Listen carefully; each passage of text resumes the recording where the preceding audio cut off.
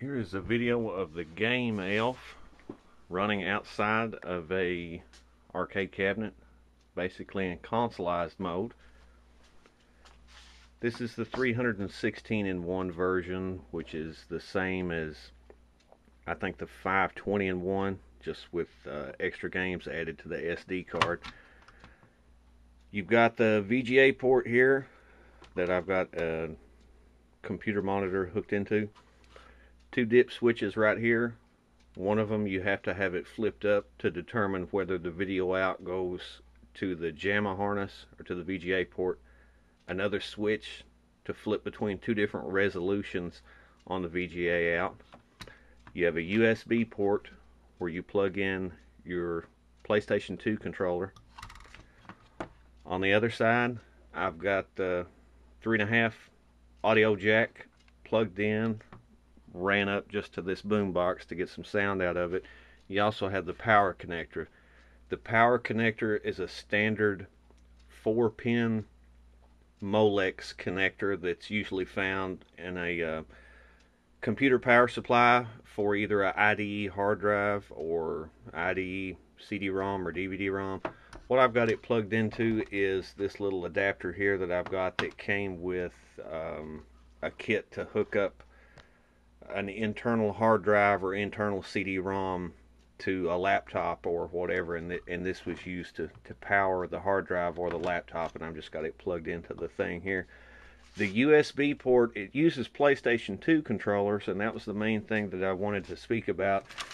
It has the layout of the buttons here in the Game Elf manual, and it shows a PlayStation 2 controller and what the button layouts are, and the button layouts are wrong, believe it or not.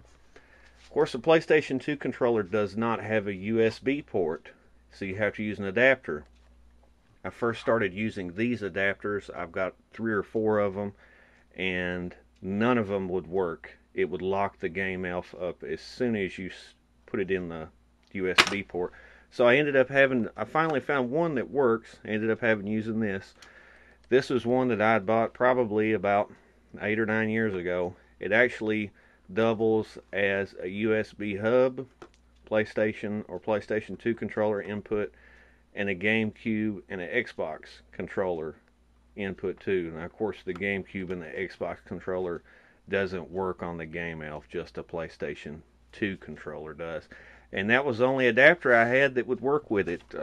If you have an adapter like this, you might as well just forget about using it, because it won't work.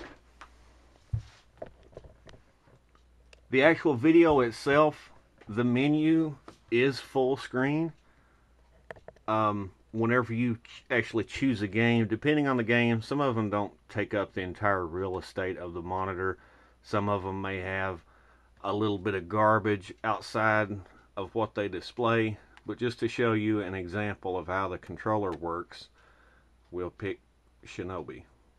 Now, one main thing that you're going to notice, according to the instructions, the start button is to start. Select puts a coin in. It's actually backwards. Select is start, and start puts a coin in. So we have to press the select button to pick it.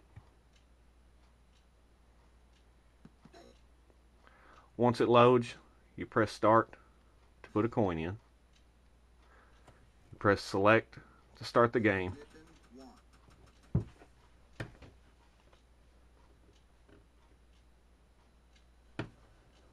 The button layout is like this.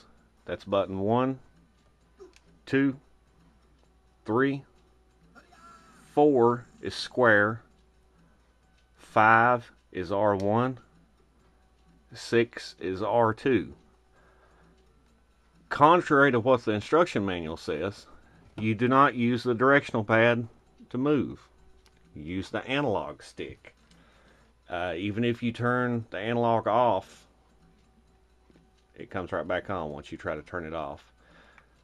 The right analog stick doesn't do anything. Now, what this means is if you've got an arcade stick, or maybe you have an original Sony PlayStation 1 controller that's a digital controller you were wanting to use, none of that is compatible. You have to have a PlayStation 2 controller with a working analog stick on the left to make it work. And on the games that have analog control, it still converts to digital control. You don't actually use the analog portion of it. You only use it as a digital input. To exit the game, you press L1 and L2 together. That brings you to the main menu.